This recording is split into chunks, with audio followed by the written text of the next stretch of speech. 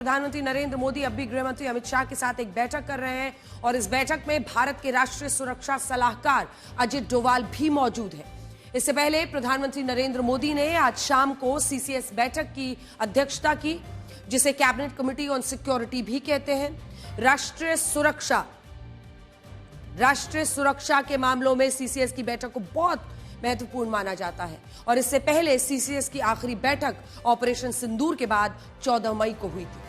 इस बैठक में प्रधानमंत्री नरेंद्र मोदी, रक्षा मंत्री राजनाथ सिंह, गृह मंत्री अमित शाह और वित्त मंत्री निर्मला सीतारमण मौजूद रहे। सीसीएस की इस बैठक के बाद कैबिनेट की भी एक बैठक हुई, जिसमें एक प्रस्ताव पारित हुआ।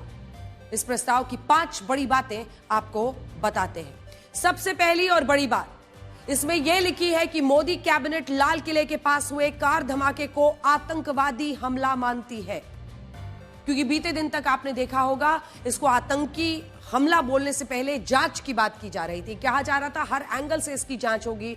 अब आज ये साफ कर दिया गया है कि ये जघन्य आतंकी हमला है।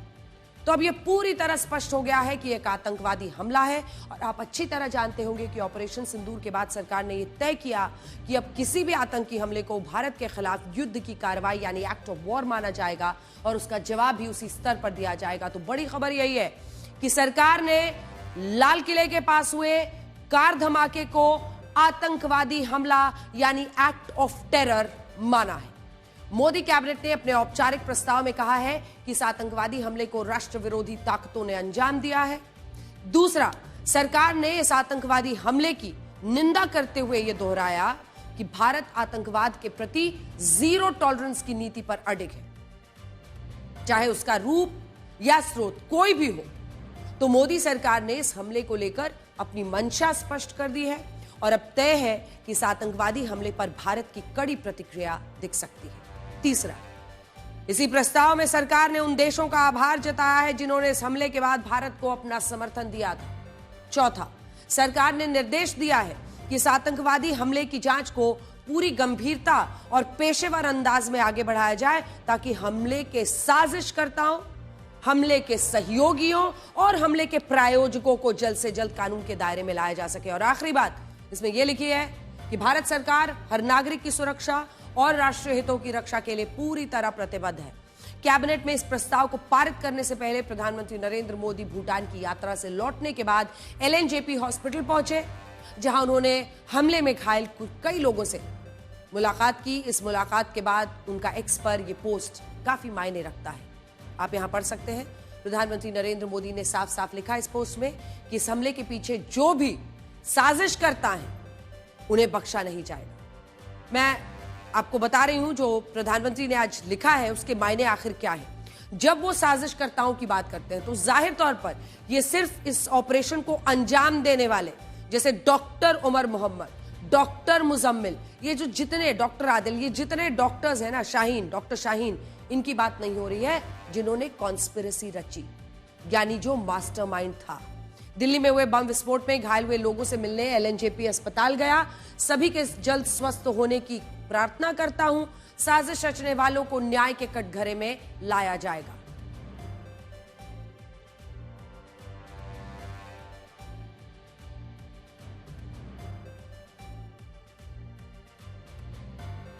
प्रधानमंत्री नरेंद्र मोदी अगर इतने कड़े शब्दों का इस्तेमाल कर रहे हैं तो इसके मायने भी आपको समझने होंगे। प्रधानमंत्री मोदी ऐसे कड़े शब्दों का इस्तेमाल उरी, पुलवामा, पहलगांव हमले के बाद भी कर चुके हैं। उरी हमले के बाद उन्होंने कहा था कि इस जघन्य अपराध के पीछे जो भी है उसे बख्शा नहीं जाएगा और तब भारत ने सर्जिकल स्ट्राइक्स की थी। इसके बाद पुलवामा हमले के बाद प्रधानमंत्री मोदी ने कहा था कि हमारे जवानों का बलिदान व्यर्थ नहीं जाएगा और एक मुंहतोड़ जवाब साजिशकर्ताओं और उसके मददगारों को दिया जाएगा। और इसके बाद बालाकोट एयर स्ट्राइक्स हुई थी। और पहलगांव हमले के बाद प्रधानमंत्री मोदी ने कहा था कि आतंकवादी और उनके मददगारों को ढूंढकर सजा दी जाएगी, उन्हें बख्शा नहीं जाएगा। और अब दिल्ली धमाके के बाद भी वो यही कह रहे हैं कि किसी भी साजिशकर्ता को बख्शा नहीं जाएगा।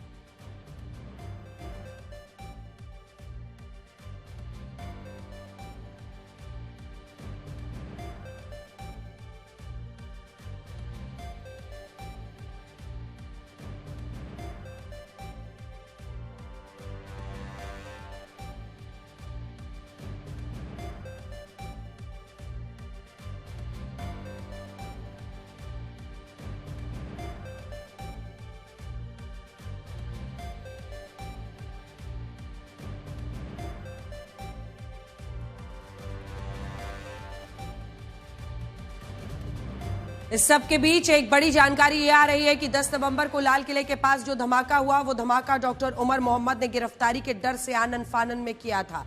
यह आशंका हम पहले से ब्लैक एंड व्हाइट में आपके सामने रख रहे थे।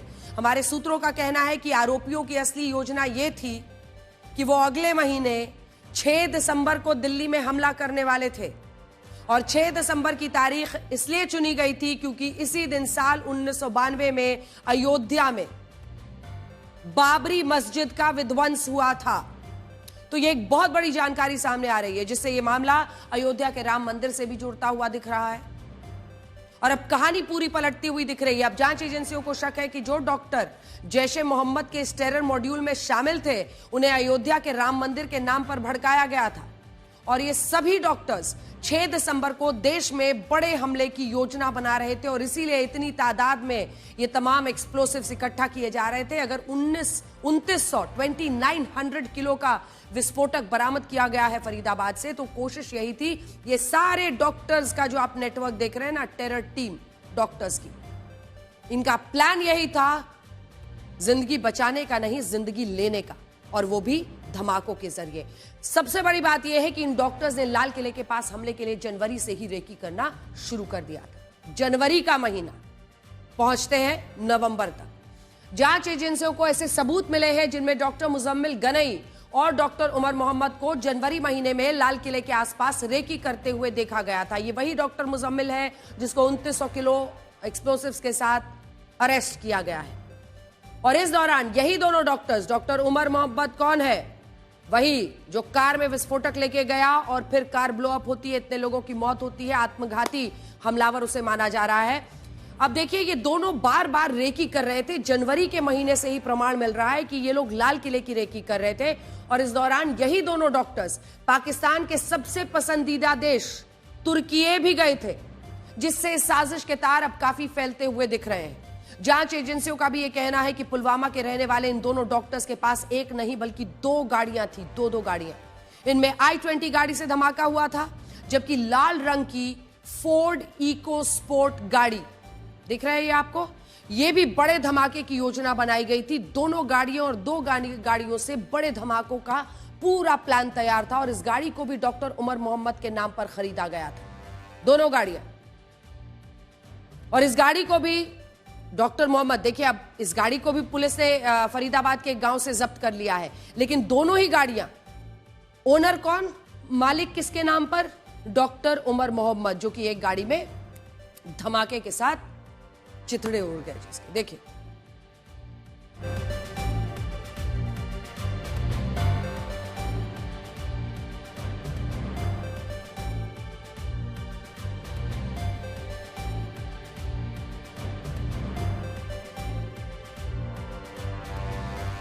बॉम्ब डिस्फ्यूज़र स्क्वाड को यहाँ बुलाया गया है। एनआईए की टीम को सूचना दी गई है।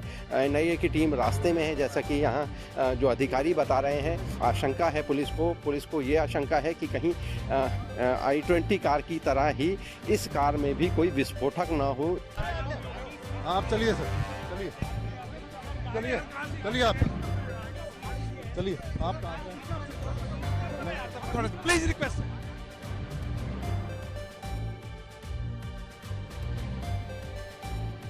सर क्या आपको क्या इन्फॉर्मेशन आई है सर, वो उतना बता दीजिए। इन्फॉर्मेशन क्या आई है सर, ये बता दीजिए। इन्फॉर्मेशन क्या आई है सर? आप नाकों से दूर रहें, मेरी आप सबसे ये रिक्वेस्ट है। जो होगा आपको ब्रीफ कर दिया जाएगा। अभी आप सबके लिए यही निर्देश हैं कि आप नाकों से दूर रहें। इस मामले में एक और बड़ा अपडेट ये आया है कि डॉक्टर उमर मोहम्मद धमाके वाले दिन एक मस्जिद में भी रुका था। ये बहुत दिलचस्प है। ये मस्जिद दिल्ली के रामलीला मैदान के पास आसफ अली रोड पर है और यहां से लाल किले की सुनहरी मस्जिद सिर्फ 2 किलोमीटर की दूरी पर है। अब सुनिए पूरी कहानी। जांच एजेंसियों का कहना है कि डॉक्टर उमर मोहम्मद पहले आसफ अली रोड की इस मस्जिद में रुका था। बदरपुर बॉर्डर क्रॉस करके सुबह 8 बजे वो दिल्ली में आता है और पहले वो आसफ अली रोड की इस मस्जिद में रुका था और बाद में यहां से वो दोपहर 3:19 पर लाल किले के पास सुनहरी मस्जिद आता है, जिसकी पार्किंग में वो पहुंचता है। तो आसफ अली रोड पर ये जो मस्जिद है वहां पर पहले गया है वो, उसके बाद सुनहरी मस्जिद की पार्किंग में वो जाकर रुका। अब इससे इन दोनों मस्जिदों के बीच एक कनेक्शन बनता हुआ दिख रहा है कि आखिर ये पहले इस मस्जिद पर, फिर दूसरी मस्जिद के पार्किंग में गया, 3 घंटे रहा सुनहरी मस्जिद की पार्किंग में, तो वहां पर क्या कर रहा था। और ये जो इतने बहुत दूरी नहीं है, देखिए कनेक्शन क्या दिख रहा है।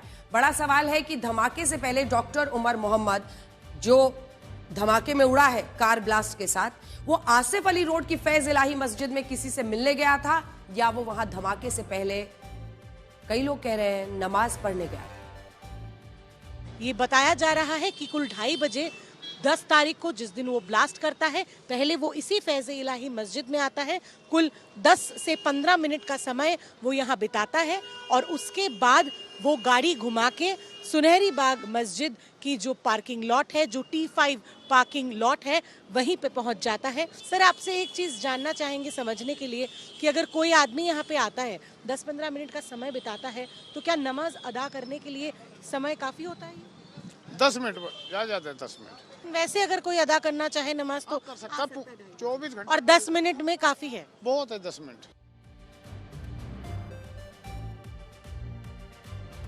यहां एक और सवाल यह है कि क्या जैश ने पहले ही दिल्ली पर हमले का संदेश दे दिया था, और ये हम इसलिए कह रहे हैं क्योंकि मई 2025 में जैश की मदीना पत्रिका का कवर पेज प्रकाशित जो हुआ था, उसमें दिल्ली के सफदरजंग टूम्ब को दिखाया गया है। इस पत्रिका में एक लंबा लेख भी छिपा था, और लंबा लेख जो छपा था, जिसका शीर्षक था पास्ट एंड प्रेजेंट, यानी भूतकाल और वर्तमान। इस लेख में गजवाए हिंद यानी भारत पर इस्लामी युद्ध और भारत के खिलाफ जिहाद की तैयारी करो जैसी बातें भी लिखी थी। और अब 10 नवंबर को जैश के फरीदाबाद मॉड्यूल से जुड़े एक डॉक्टर ने लाल किले के पास धमाका कर दिया। आज हमें देश के लिए चीफ ऑफ डिफेंस स्टाफ रहे जनरल बिपिन रावत का वो बयान याद आ रहा है, जिसमें उन्होंने भारत के खिलाफ युद्ध के 2 नहीं बल्कि 2.5 फ्रंट बताए थे। इनमें एक फ्रंट पर पाकिस्तान खड़ा है, दूसरे फ्रंट पर चीन खड़ा है, और ये हाफ फ्रंट इसी देश के उन लोगों का है जो अंदर ही अंदर भारत के खिलाफ युद्ध की तैयारी कर रहे हैं। दिल्ली में भी जो धमाका हुआ, उसके पीछे यही हाफ फ्रंट था, जिसमें कई डॉक्टर्स, इसी देश के नागरिक, इसी देश का सब कुछ खाते हुए इसी देश के खिलाफ साजिश रच रहे थे। और आज आप ये भी सोचिए कि अपने ही देश के खिलाफ साजिश रचने वालों का क्या मतलब था, और भारत ने इन लोगों का क्या बिगाड़ा था। जिस देश में ये लोग रह रहे थे, जिस देश में इन्हें सारे अधिकार मिले, जिस देश का इन लोगों ने नमक खाया, जिस देश ने इन्हें बराबरी के मौके दिए, जिस देश की व्यवस्था में ये लोग सरकारी मेडिकल कॉलेजेस में पढ़ लिख कर डॉक्टर बन पाए, उस देश के साथ आखिर इन लोगों ने गद्दारी क्यों की, और क्यों ये भारत के दुश्मन जैश के साथ मिल गए।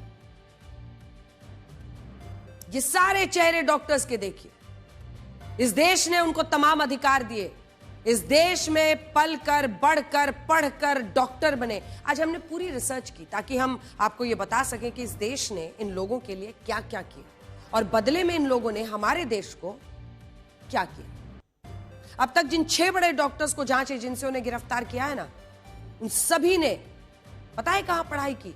इसी देश के सरकारी मेडिकल कॉलेजेस में पढ़ाई की। इनमें डॉक्टर आदिल अहमद अनंतनाग के सरकारी मेडिकल कॉलेज से पढ़ाई करता है, डॉक्टर मुजम्मिल गनई, डॉक्टर उमर मोहम्मद श्रीनगर के सरकारी मेडिकल कॉलेज से पढ़ाई करता है, डॉक्टर शाहीन शाहिद कानपुर के सरकारी मेडिकल कॉलेज से पढ़ाई करती है, और डॉक्टर परवेज अंसारी उत्तर प्रदेश के सरकारी मेडिकल कॉलेज से पढ़ाई करता है। और ये कोई मामूली बात नहीं है। इस देश में जो लोग सरकारी मेडिकल कॉलेजेस से पढ़ाई करते हैं, उनकी पढ़ाई का पता है 90% से ज्यादा खर्च सरकारों द्वारा उठाया जाता है। केंद्रीय स्वास्थ्य मंत्रालय के मुताबिक अगर किसी सरकारी मेडिकल कॉलेज में एक छात्र MBBS की पढ़ाई करता है तो 5 साल में उसकी शिक्षा पर 1 से 1.5 करोड़ रुपए खर्च होते हैं।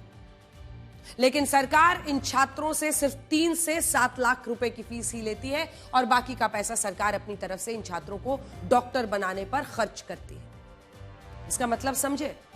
इसका मतलब यह हुआ कि doctor Adil Ahmad, doctor Umar Mohammad, doctor Muzammil Ganai, doctor Shaheen Shahid और डॉक्टर परवेज अंसारी की फीस का 90% से ज्यादा पैसा इस देश की सरकारों ने खर्च किया। वो टैक्स पेयर का पैसा था, वो हमारा आपका पैसा था जो सरकार ने उनके लिए खर्च किया। हमारे टैक्स पेयर्स के पैसे से ये डॉक्टर बने और फिर हम जैसे नागरिकों की जान ले ली। लेकिन डॉक्टर बनकर यही लोग इस देश के खिलाफ साजिश रचने लगे। इस देश के सबसे बड़े दुश्मन पाकिस्तान, उसके जैश ए मोहम्मद जैसे आतंकी संगठन में भर्ती हो गए। और सोचिए ऐसा क्यों हुआ? ऐसा सिर्फ धर्म की वजह से हुआ। धर्म के नाम पर ये लोग जैश का हिस्सा बने और पूरे 2 सालों तक इन्होंने 2900 किलोग्राम अमोनियम नाइट्रेट इकट्ठा करके रखा। यह विस्फोटक इतना है कि इससे पुलवामा जैसे 15 धमाके किए जा सकते हैं और इन धमाकों में हजारों बेकसूर लोगों को मारा जा सकता है। आज हमें दुख के साथ यह कहना पड़ रहा है कि भारत की सरकारों ने तो इन लोगों पर करोड़ों रुपए खर्च किए, इन्हें डॉक्टर बनाया, लेकिन बदले में ये तमाम लोग इसी देश को बुरी तरह दहलाने की योजना बना रहे थे और ये सब कुछ धर्म के नाम पर किया जा रहा था। आपको यकीन नहीं होगा कि जिस शख्स ने इन डॉक्टर्स के दिमाग में जिहाद का जहर भरा, वो शख्स एक मस्जिद का इमाम है और इसका नाम है मौलवी इरफान अहमद। जम्मू कश्मीर पुलिस ने इस मौलवी को गिरफ्तार कर लिया है और इसके बारे में कई नए खुलासे हुए हैं जिनसे यह पता चलता है कि यही मौलवी जैश के फरीदाबाद मॉड्यूल का असली मास्टरमाइंड है। पुलिस के मुताबिक ये मौलवी नौगाम की एक मस्जिद का इमाम है होते हुए श्रीनगर के सरकारी मेडिकल कॉलेज में भी काम करता था। मौलवी था लेकिन सरकारी मेडिकल कॉलेज में काम करता था। ये वही मेडिकल कॉलेज है जहां पर ये दोनों तरफ दिख रहे हैं ना आपको, बीच में मौलवी, एक तरफ डॉक्टर मुजम्मिल, एक तरफ डॉक्टर उमर अहमद। ये वही मेडिकल कॉलेज है जहां से डॉक्टर मुजम्मिल गनई, डॉक्टर उमर मोहम्मद ने MBBS की पढ़ाई की थी और इसी दौरान ये दोनों डॉक्टर्स इस मौलवी के संपर्क में आए थे। शुरुआत में ये मौलवी इन दोनों डॉक्टर्स को नौगाम की मस्जिद में आने के लिए कहता था और इन्हें जैश ए मोहम्मद के ऐसे वीडियोस दिखाता था जिनमें जिहाद के लिए उकसाया जाता था। डॉक्टर मुजम्मिल गनई, डॉक्टर उमर मोहम्मद जब श्रीनगर से फरीदाबाद आए और फरीदाबाद की अल फलाह यूनिवर्सिटी में बतौर प्रोफेसर काम करने लगे, तब इसके पीछे भी यही मौलवी इरफान अहमद था। आरोप है कि यह मौलवी जैश के कहने पर भारत में डॉक्टर्स का व्हाइट कॉलर मॉड्यूल खड़ा कर रहा था और ज्यादा से ज्यादा डॉक्टर्स को जैश से जोड़ने की कोशिश हो रही थी। इसी बीच फरीदाबाद की अल फलाह यूनिवर्सिटी में डॉक्टर मुजम्मिल गनई की मुलाकात लखनऊ की डॉक्टर शाहीन शाहिद से हुई जो पहले से इस यूनिवर्सिटी की सदस्य थी। दावा है कि डॉक्टर मुजम्मिल गनई ने मौलवी इरफान अहमद को इस महिला डॉक्टर के बारे में बताया और यहीं से इस साजिश को रचा गया कि भारत के अलग अलग शहरों को बम धमाकों से दहलाया जाएगा और इसके लिए धीरे धीरे धीरे धीरे विस्फोटक जमा करने शुरू हो गए। मौलवी इरफान अहमद, उसने लखनऊ की डॉक्टर शाहीन शाहिद से बात की। पिछले 2 सालों से ये सारे डॉक्टर्स मिलकर धीरे धीरे 2900 किलोग्राम विस्फोटक तक इकट्ठा करने में कामयाब हो गए। शुरुआती जांच में शक है कि डॉक्टर शाहीन शाहिद ने पैसों का इंतजाम किया और मौलवी इरफान अहमद ने धीरे धीरे विस्फोटक को फरीदाबाद में इकट्ठा करना शुरू किया। फरीदाबाद में डॉक्टर मुजम्मिल गनई और डॉक्टर उमर मोहम्मद को यह निर्देश था कि वो इस विस्फोटक को किसी भी तरह सुरक्षित रखेंगे और इस विस्फोटक को कार धमाके के लिए ही इस्तेमाल किया जाए। बड़ी बात यह है कि स्टेरर मॉड्यूल में सारे डॉक्टर्स एक दूसरे से जुड़े थे और ये सभी डॉक्टर्स नौगाम मस्जिद के इमाम इरफान अहमद के लिए काम कर रहे थे। ये बीच में जो चेहरा आपको दिख रहा है, मौलवी इरफान अहमद। अब ये सारे डॉक्टर्स पकड़े कैसे गए उसकी कहानी सुनिए। जब मौलवी इरफान अहमद को यह भरोसा हो गया कि फरीदाबाद में डॉक्टर मुजम्मिल गनई और डॉक्टर उमर मोहम्मद ने 2 कमरों में 2900 किलोग्राम विस्फोटक सुरक्षित रखा हुआ है, तब इस मौलवी ने भारतीय सेना और सुरक्षा बल को जैश के नाम से धमकी दी। इसने सहारनपुर से डॉक्टर आदिल अहमद राठर को छुट्टियों पर नौगाम बुला लिया। ये देखिए, ये हमने AI जनरेटेड वीडियो आपके लिए तैयार किया है और 19 अक्टूबर को इस मौलवी ने डॉक्टर आदिल अहमद को जैश के कुछ पोस्टर्स दिए जिन पर यह लिखा था कि भारतीय जवानों को जल्द ही सबक सिखाया जाएगा और इन्हीं पोस्टर्स में श्रीनगर के लोग से यह अपील की गई थी कि वो सुरक्षा बल के जवानों को अपनी दुकानों पर ना बैठने दें। एक बार फिर से प्ले कर दीजिए क्योंकि शुरू में पता चलेगा, कहानी आगे बढ़ रही है। ये देखिए, ये डॉक्टर आदिल आता है और ये पोस्टर्स लगाने लगता है। पोस्टर्स पर लिखा है कि अपनी दुकानों पर आप पुलिस को और जवानों को, सुरक्षा बलों के जवानों को अपनी दुकानों पर बैठने न दे। अब इन पोस्टर्स को लगाने के बाद डॉक्टर आदिल अहमद 1 नवंबर को वापस सहारनपुर लौट आया, लेकिन जम्मू कश्मीर की पुलिस ने इन पोस्टर्स को गंभीरता से ले लिया। पुलिस ने इन पोस्टर्स की जांच की तो उसे नौगाम के 3 ओवरग्राउंड वर्कर्स के बारे में पता चला, OGW के बारे में, जो डॉक्टर आदिल अहमद के साथ मौजूद थे। इन 3 लोगों से पूछताछ में मौलवी इरफान अहमद का नाम सामने आया और यह पता चला कि इसी मौलवी ने ये पोस्टर्स लगाए हैं। जब इस मौलवी को गिरफ्तार किया गया तो उसने इस डॉक्टर आदिल अहमद के बारे में सारी बातें उगल दी और सीसीटीवी फुटेज के आधार पर डॉक्टर आदिल अहमद को गिरफ्तार कर लिया गया। अब जब डॉक्टर आदिल अहमद और मौलवी इरफान अहमद से और पूछताछ की गई, गहन पूछताछ, तो इन लोगों ने बताया कि वो भारत को दहलाने की साजिश रच रहे, खुल गए वो। और इस साजिश के लिए उन्होंने फरीदाबाद में 2 डॉक्टर्स के पास विस्फोटक को छिपा कर रखा गया है। जब इस सूचना पर जम्मू कश्मीर की पुलिस फरीदाबाद की अल फलाह यूनिवर्सिटी पहुंची तो उसने डॉक्टर मुजम्मिल गनई को गिरफ्तार किया। यानी हरियाणा पुलिस, जम्मू कश्मीर पुलिस मिलकर ऑपरेशंस को अंजाम देती है। मुजम्मिल गनई, डॉक्टर मुजम्मिल गनई को अल फलाह यूनिवर्सिटी से गिरफ्तार कर लिया गया, जबकि डॉक्टर उमर मोहम्मद वहां से I-20 गाड़ी लेकर निकल गया। और ये वही गाड़ी थी जिससे 10 नवंबर को दिल्ली में लाल किले के पास धमाका हुआ। डॉक्टर मुजम्मिल गनई विस्फोटक के बारे में और डॉक्टर उमर मोहम्मद के बारे में पुलिस को सब कुछ पता चुका था और पुलिस डॉक्टर उमर मोहम्मद तक पहुंचने वाली थी, लेकिन पकड़े जाने के डर से डॉक्टर उमर मोहम्मद ने ज्यादा इंतजार नहीं किया। ऐसे विस्फोटक में कार के साथ धमाका कर दिया जो पूरी तरह विकसित ही नहीं थी। वो समझ गया था कि अब मैं बचूंगा नहीं, तो उसने ठान लिया कि मार कर मरूंगा। इस हमले के बाद एक और खुलासा यह हुआ कि साजिश के पीछे लखनऊ की डॉक्टर शाहीन शाहिद और उसका भाई डॉक्टर परवेज अंसारी भी शामिल है। तस्वीर आपके सामने। इस सूचना पर लखनऊ की पुलिस ने इस महिला डॉक्टर को भी गिरफ्तार कर लिया है और इसी ने अब पूछताछ में बताया कि वो नौगाम के मौलवी इरफान अहमद के इशारे पर काम कर रही थी और इसी मौलवी ने उसे भारत में जैश की महिला आतंकी ब्रिगेड का मुखिया बनाया था। सोचिए, ये महिला डॉक्टर एक जमाने में उत्तर प्रदेश की टॉपर थी, लेकिन आज ये टॉपर से टेररिस्ट बन चुकी है। हमें इस महिला डॉक्टर की एक तस्वीर मिली है जो कानपुर के सरकारी मेडिकल कॉलेज की है। बताया जा रहा है कि डॉक्टर शाहीन शाहिद का अपने पहले पति के साथ तलाक हो गया था और इसी के बाद से वो महिला डॉक्टर फरीदाबाद की अल फलाह यूनिवर्सिटी में पढ़ाने लगी। ये देखिए कॉलेज की तस्वीर, सरकारी कॉलेज, सब्सिडाइज्ड फीस, टॉपर भी थी, अब टेररिस्ट बन गई। और यही इस महिला डॉक्टर की मुलाकात डॉक्टर मुजम्मिल गनई से हुई और डॉक्टर मुजम्मिल गनई ने डॉक्टर शाहीन शाहिद को मौलवी इरफान अहमद से मिलवाया और इसके बाद ये सारे डॉक्टर साथ मिलकर साजिश रचने लगे और पुलिस धीरे धीरे करके इन सब तक पहुंच गई। आज डॉक्टर शाहीन शाहिद के पहले पति ने भी ये आरोप लगाया है कि उसका तलाक इसलिए हुआ था क्योंकि डॉक्टर शाहीन शाहिद भारत में रहने के लिए तैयार नहीं थी। वो यूरोप जाकर बसना चाहती थी, इसीलिए उसने अपने बच्चों को भी छोड़ दिया था। लेकिन सोचिए, बाद में इस महिला का ऐसा ब्रेन वॉश हुआ कि ये जैश की हैंडलर बन गई और अब मौलवी इरफान अहमद के साथ इस भूमिका को सबसे खतरनाक माना जा रहा है। सुनिए। तो देश के बाहर शिफ्ट होना चाहती थी? देश के बाहर वही यूरोपियन कंट्रीज में यूजुअली जाना आदमी पसंद करता है। ऑस्ट्रेलिया का उनका इरादा ज्यादा था, क्योंकि ऑस्ट्रेलिया उनको अच्छी जगह लगती थी, पसंद थी उनको। मेरे से एक बार बात हुई, बहुत डिटेल में कोई बात नहीं हुई है। मुझसे ये कहा कि आप चलना पसंद करोगे, ज्यादा अच्छा वहाँ पे चांसेस बहुत अच्छे हैं, हम लोगों का अच्छा फ्यूचर रहेगा। मैंने बोला यार यहाँ पे कौन सा बुरा, सब बढ़िया, फर्स्ट क्लास। भारत में रहना चाहते थे वो? और क्या, दूसरी चीज के सारे रिलेशन यहाँ पे हमारे हैं। इस टेरर मॉड्यूल के 3 हॉटस्पॉट्स हैं। पहला हॉटस्पॉट है फरीदाबाद की अल फलाह यूनिवर्सिटी, जहां डॉक्टर मुजम्मिल गनई, डॉक्टर उमर मोहम्मद और डॉक्टर शाहीन शाहिद काम करते थे। दूसरा हॉटस्पॉट है पुलवामा, जहां डॉक्टर मुजम्मिल गनई, डॉक्टर उमर मोहम्मद और डॉक्टर सज्जाद अहमद माला का घर है और ये तीनों यहीं से एक दूसरे को जानते थे।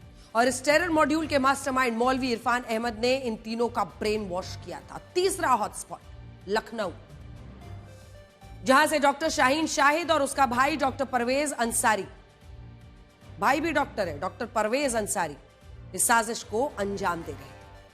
लखनऊ उत्तर प्रदेश की राजधानी है, जहां से शाहीन शाहिद और डॉक्टर परवेज अंसारी का घर मुख्यमंत्री योगी आदित्यनाथ के आवास से जानते हैं सिर्फ 2.5 किलोमीटर की दूरी पर था। आप इस नक्शे पर भी इन आतंकी डॉक्टर्स के घर से मुख्यमंत्री आवास की दूरी देख सकते हैं, 2.5 किलोमीटर। पिछले 2 दशकों से लखनऊ में कई नई कॉलोनियां बसाई गई जिन्हें आतंकियों ने अपना सुरक्षित ठिकाना बना लिया है और पिछले 20 सालों में यहां किस किस आतंकी संगठन के लोग गिरफ्तार हुए हैं उसकी पूरी सूची आप अपनी टेलीविजन स्क्रीन पर अब देख सकते हैं। क्या आपने कभी यह सोचा है कि इन संदिग्ध आतंकियों को लखनऊ में रहने के लिए जमीन और घर आसानी से कैसे मिला? तो इसे लेकर भी आज एक बड़ा खुलासा हुआ है।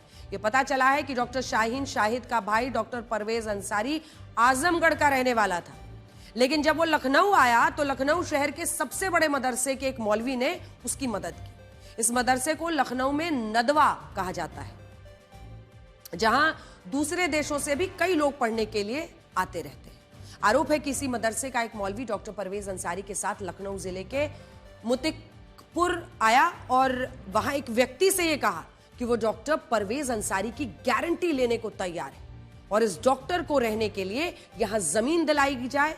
और इसी के बाद मुतिकपुर में डॉक्टर परवेज अंसारी ने जमीन खरीदी और यहीं से वो फरीदाबाद, श्रीनगर इनके टेरर मॉड्यूल से जुड़ा हुआ था और उसकी बहन भी उसके साथ साजिश रच रही थी। सुनिए। बिल्डर हमारे थे, वो नदवा में पड़े हुए थे, वही कहने लगे इश्ताक भाई ये हमारे एक दोस्त हैं डॉक्टर और उनको ये घर देना है, और उनके कहने पर हमने उनको रजिस्ट्री कर दिया था। पैसा वगैरह सब उन्हीं ने लिया था। क्या उन्होंने कभी किसी से जिक्र किया? आपने देखा कोई उनसे मिलने आता हो या कोई चीज, कभी कोई ऐसी चीज होती हो कभी किसी सामने? नहीं देखा, बस उनके वालिद आके यहाँ रहते थे और वो भी 6-7 महीने पहले चले गए। कुछ दिन थे, मुर्गी वगैरह पाले हुए थे और उसके बाद फिर लापता हो गए। कभी आप लोगों को नहीं लगा कि इस तरीके की एक्टिविटी? अभी भी डाउट है कि लगता ही नहीं कि वो इस तरह को होंगे। अब अल्लाह बेहतर समझे कि क्या है।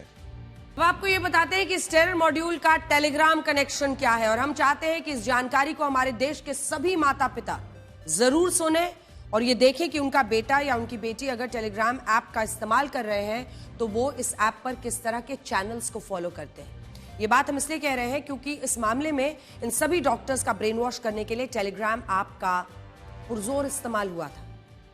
ये सभी डॉक्टर्स टेलीग्राम ऐप के 2 चैनल्स को फॉलो करते थे, जिसमें एक चैनल का नाम था फरजदे दारुल उलूम और दूसरे चैनल का नाम था उमर बिन खत्ताब। शुरुआत में इन टेलीग्राम चैनल्स पर कश्मीर की आजादी, कश्मीरी लोगों पर होने वाले झूठे अत्याचारों पर प्रचार होता था, लेकिन बाद में इन्हीं दोनों चैनल्स पर यह बताया जाने लगा कि इन सभी डॉक्टर्स के जीवन का असली मकसद जिहाद है।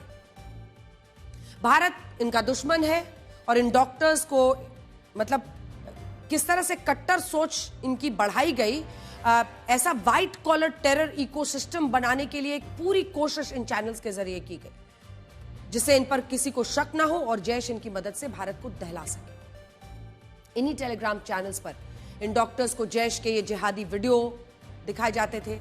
इनका हर दिन, हर घंटे, हर मिनट जब भी ये वहां जाते ब्रेन वॉश किया जाता था। जांच एजेंसियों को शक है कि जब डॉक्टर उमर मोहम्मद ने धमाके से पहले 3 घंटे तक अपनी गाड़ी को लाल किले के पास सुनहरी मस्जिद में खड़ा रखा, तब वो इन्हीं टेलीग्राम चैनल्स पर निर्देश ले रहा था और इसी के बाद उसने धमाका किया। अब तक की जांच में एक और बड़ा खुलासा हुआ है कि कार में धमाका करने वाले डॉक्टर उमर मोहम्मद और विस्फोटक को छिपा कर रखने वाला डॉक्टर मुजम्मिल गनई तुर्की भी गए थे। ये दोनों डॉक्टर, मुजम्मिल भी और डॉक्टर उमर मोहम्मद भी। मुजम्मिल तो पुलिस ने अरेस्ट किया है, लेकिन दूसरा ये डॉक्टर उमर मोहम्मद। और अब शक है कि तुर्की में ही इन दोनों आतंकियों से इनके आका मिले और इसके बाद ये पूरी साजिश रची गई। तुर्की वही देश है जिसके राष्ट्रपति एर्दोआन ने ऑपरेशन सिंदूर के बाद कहा था कि वो हर हालत में पाकिस्तान के साथ खड़े हैं। और तुर्की ने ही पाकिस्तान को भारत के खिलाफ झूठ बोलने के लिए एक मंच सजा रखा था, जिस पर खड़े होकर शहबाज शरीफ ने यह कहा था कि पाकिस्तान 4 दिनों के लिए इस युद्ध में जीत गया। यहां तक कि भारत की सेना ने भी बताया था कि तुर्की के में ड्रोन्स और हथियार भी पाकिस्तान इस्तेमाल कर रहा था। जब भारत के लोगों ने तुर्की के बहिष्कार की मुहिम चलाई थी, लेकिन किसी को पता नहीं था कि इसी भारत के कुछ डॉक्टर्स तुर्की जा रहे हैं, तुर्की जाकर अपने आकाओं से मिल रहे हैं और भारत के खिलाफ इतनी बड़ी आतंकी साजिश रची जा रही है, वो भी तुर्की की धरती पर जाकर। कल हमने इसी शो में एक सवाल पूछा था कि क्या दिल्ली में हुए आतंकवादी हमले के पीछे पाकिस्तान का सेना प्रमुख जनरल आसिम मुनीर भी हो सकता है? क्योंकि ये हमला ऐसे वक्त में हुआ था जब पाकिस्तान की संसद में संविधान को बदलने की तैयारी हो रही थी और आसिम मुनीर को आजीवन पाकिस्तानी सेना की कमान सौंपी जा सकती है। शुरुआत में पाकिस्तान की संसद में इस विधेयक का विरोध हो रहा था, लेकिन जब दिल्ली में हमला हुआ तो पाकिस्तान की सरकार और नेता घबराने लगे और जनरल आसिम मुनीर ने इसका फायदा उठा लिया और अब यह संविधान संशोधन आज पाकिस्तान की संसद में पास भी हो गया। सोचिए, टाइमिंग देखिए, अब जनरल आसिम मुनीर पाकिस्तानी सेना का आजीवन आर्मी चीफ बन गया है। ऐसा करने के लिए पाकिस्तान ने अपना संविधान तक बदल डाला है। पाकिस्तान में 27वें संविधान संशोधन को मंजूरी मिल गई है और संशोधन के साथ आसिम मुनीर को शक्ति दे दी गई है कि वो आजीवन सेना प्रमुख बना रह सकता है। और यही नहीं, आसिम मुनीर पर अब आजीवन कभी कोई कानूनी मामला चलाया ही नहीं जा सकता। आसिम मुनीर को सुप्रीम पावर देने वाला संशोधन 234 सदस्यों ने अपनी सहमति दे दी है, 4 ने इसके खिलाफ वोट किया था। माना जा रहा है कि इस बदलाव के साथ पाकिस्तान अब एक मिलिट्री रूल स्टेट, पूरी तरह से सेना के कब्जे में रहने वाला स्टेट बन चुका है। पहले भी था, लेकिन अब औपचारिक रूप से बन गया। सोचिए, आसिम मुनीर ने एक तरह से बिना सेना की मदद से तख्ता पलट कर दिया, खुद को सेना में हमेशा के लिए स्थापित कर दिया। कभी कोई कानूनी मामला नहीं चलेगा, जब तक जिंदा रहेगा वही आका बना रहेगा। अब पाकिस्तान में कोई भी सरकार आएगी तो उसका रिमोट आसिम मुनीर के ही हाथ में रहेगा। आपको ये दिखाते हैं कि पाकिस्तान साजिश के लिए किस हद तक जा सकता है। लाल किले के पास हुए धमाके के अगले दिन पाकिस्तान के इस्लामाबाद में भी एक आत्मघाती हमला हुआ। यह धमाका इस्लामाबाद की जिला अदालत के बाहर एक गाड़ी में हुआ और इसमें एक पुलिस वैन का इस्तेमाल किया गया था। सोचिए, दिल्ली ब्लास्ट के बाद पाकिस्तान इतना घबरा गया, क्या उसने इस्लामाबाद ब्लास्ट पर एक्शन लेने के बजाय झूठ बोलना शुरू कर दिया? उसे डर क्या था? उसे डर था कि भारत ऑपरेशन सिंदूर पार्ट 2 शुरू कर सकता है। पाकिस्तानी न्यूज चैनल से हुई बातचीत में पाकिस्तान के रक्षा मंत्री ख्वाजा आसिफ के चेहरे पर ऑपरेशन सिंदूर पार्ट 2 का खौफ साफ नजर आया। ख्वाजा आसिफ को डर था कि धमाके में पाकिस्तान का नाम जरूर आएगा, इसीलिए उन्होंने पुरानी तरकीबें लगाई। सोशल मीडिया पर अफवाह फैलाने वाले एक्स हैंडल्स की तरह उन्होंने भी दिल्ली ब्लास्ट को सिलेंडर ब्लास्ट बता दिया। टीवी चैनल पर बैठकर वो खुलेआम झूठ बोलने लगे और कहा कि दिल्ली ब्लास्ट स्थानीय आतंकियों का काम है। पाकिस्तान पर अगर आरोप लगा तो वो साजिश ही होगी। झूठ बोलने के मोर्चे पर ख्वाजा आसिफ ही नहीं लगे रहे, बल्कि पाकिस्तान के प्रधानमंत्री शहबाज शरीफ, बूट पॉलिश पीएम शुरू हो गए। इस्लामाबाद में आत्मघाती हमले के पीछे भारत का हाथ बता दिया।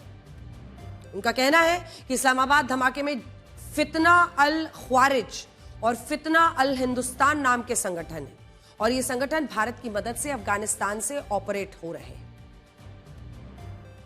जिस पाकिस्तान में आतंकवादियों को सेकेंड लाइन ऑफ डिफेंस कहा जाता है, वहां के प्रधानमंत्री झूठे आरोप लगाकर सवालों से बचना चाहते हैं। पाकिस्तान एक ऐसा माहौल तैयार कर रहा है जिसमें वो दुनिया को बता सके कि आतंकवादी देश वो नहीं बल्कि उनके पड़ोसी है।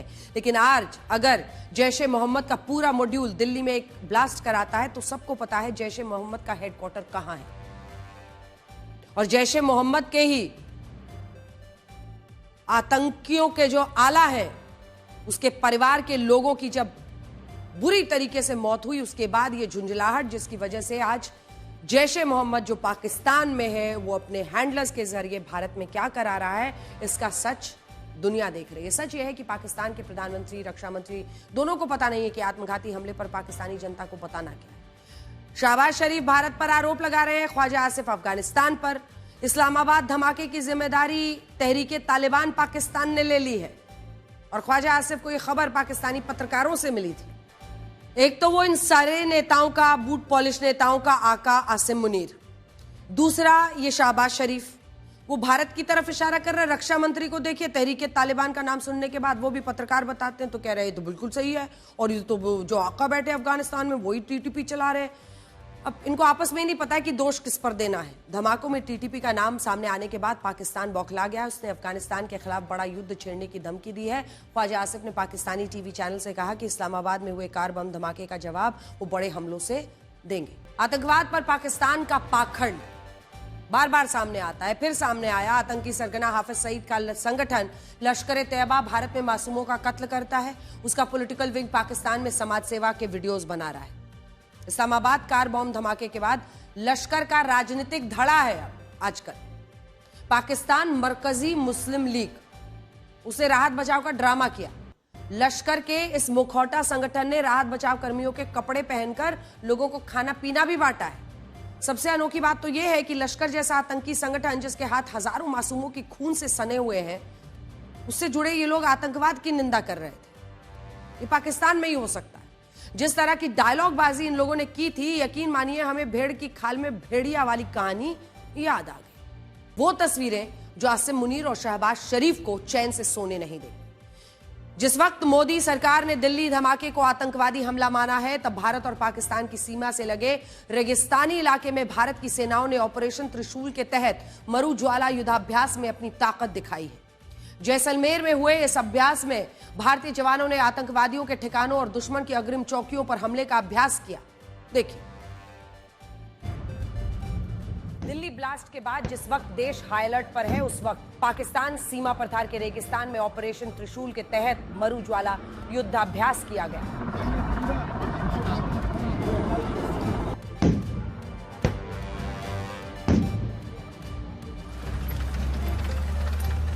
तपते रेगिस्तान में भारतीय सेना ने T-90 टैंक और दूसरे हथियारों के साथ अपनी शक्ति का प्रदर्शन किया।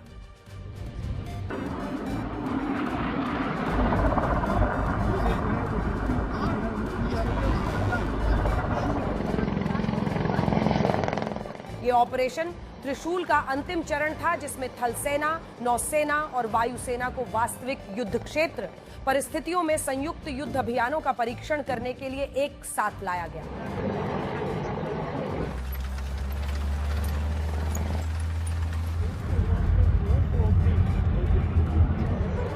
अपाचे, रुद्र, Mi-17 हेलीकॉप्टर्स, घूमते हुए हथियार, निगरानी ड्रोन और रेत पर चलते रोबोटिक मोबिलिटी सिस्टम के साथ तीनों सेनाओं ने तालमेल बिठाते हुए अभ्यास किया।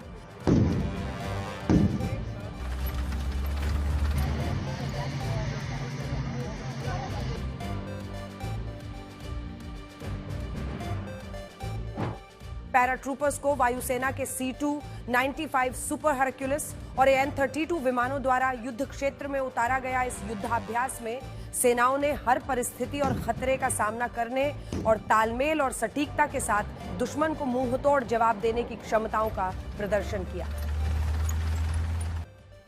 आपको बिहार चुनाव का एग्जिट पोल दिखाते हैं जो एक्सिस माई इंडिया ने किया है। इस एग्जिट पोल के मुताबिक बिहार में एक बार फिर नीतीश कुमार सरकार बनाने में कामयाब हो सकते हैं, लेकिन आरजेडी सबसे बड़ी पार्टी बन सकती है। एक एग्जिट पोल में इस एग्जिट पोल में एक्सिस माई इंडिया के एनडीए को सबसे ज्यादा 43% वोट मिल सकता है, सबसे ऊपर।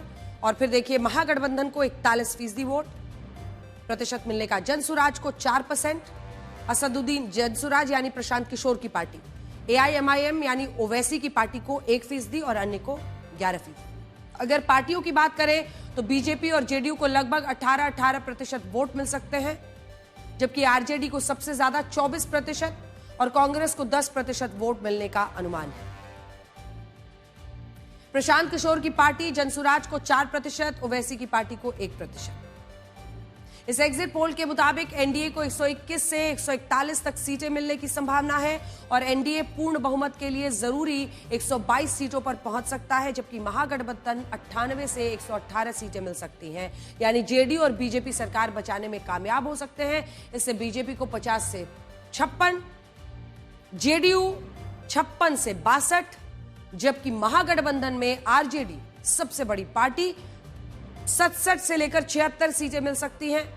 यहां आपको यह भी जानना होगा कि सबसे ज्यादा आरजेडी 143 सीटों पर लड़ी है, सबसे ज्यादा प्रशांत किशोर के बाद, क्योंकि प्रशांत किशोर ने सारी सीटों पर लड़ाई की है। और कांग्रेस को 17 से 21 सीटें मिल सकती हैं, वो 60 सीटों पर लड़ रहे हैं। यानी आरजेडी सबसे बड़ी पार्टी बनकर उभर सकती है। इस एग्जिट पोल की 5 और बड़ी बातें हैं जो हम आपको बताना चाहते हैं। जैसे सबसे बड़ी बात यह है कि इस चुनाव में मुस्लिम वोट नहीं बटा और लगभग ये देखिए मुस्लिम वोट जो है लगभग 80% मुस्लिम वोट एक मुश्त महागठबंधन के पक्ष में जा सकता है। सीमांचल में ओवैसी फैक्टर काम नहीं किया, AIMIM का सफाया दिख रहा है। बस एक सीट अमौर की सीट हो सकती है जहां से अख्तरुल इमान उनके पिछली बार के विधायक जीत सकते हैं, वो भी अभी श्योरिटी नहीं है इस एग्जिट पोल के मुताबिक। मुसलमानों ने वोट नहीं बंटने दिया, महागठबंधन का पूरा साथ दिया, एक मुश्त वोट एक तरफ दिया। इसके साथ ही 90% यादव वोट महागठबंधन को मिले। इस तरह मुस्लिम और यादवों को भारी संख्या में उनका वोट महागठबंधन की ताकत बन गया। लेकिन दूसरी तरफ अगड़े, पिछड़े, अति पिछड़े दलितों के सबसे ज्यादा वोट एनडीए को मिले। ब्राह्मण, राजपूत, भूमिहार और अन्य सवर्णों के 60% से ज्यादा वोट एनडीए को मिले। इसी एग्जिट पोल का अनुमान है कि कुर्मी, कोयरी, कुशवाहा, तेली, पासवान समाज के 60 से 70% तक वोट एनडीए को मिले, जबकि दलित और दूसरी पिछड़ी जातियों के 52 से 60% तक वोट एनडीए को मिले। इसके मुकाबले महागठबंधन जैसा आप देख रहे हैं, उनको मुस्लिमों के 79% और यादवों के 90% वोट। अगर प्रोफेशन के मुताबिक देखें तो महागठबंधन को बेरोजगार, युवा, श्रमिक, किसानों के एनडीए के मुकाबले ज्यादा वोट मिल सकते हैं, जबकि एनडीए को स्वरोजगार, प्राइवेट नौकरी, सरकारी कर्मचारी, घरेलू महिलाओं के सबसे ज्यादा वोट मिले। इस एग्जिट पोल के मुताबिक बिहार में महिलाओं का सबसे ज्यादा समर्थन नीतीश कुमार को मिला। यह भी अनुमान है कि जेडीयू इस चुनाव में बीजेपी से बेहतर करती दिख रही है, जिसे पिछले चुनाव की तुलना में सत्ता शिफ्टिंग कहा जा सकता है। एक और बड़ी बात यह है कि तेजस्वी बिहार में सबसे लोकप्रिय नेता बनकर उभरे। नीतीश कुमार से ज्यादा लोगों का समर्थन बतौर मुख्यमंत्री उनको मिलता हुआ दिखाई दे।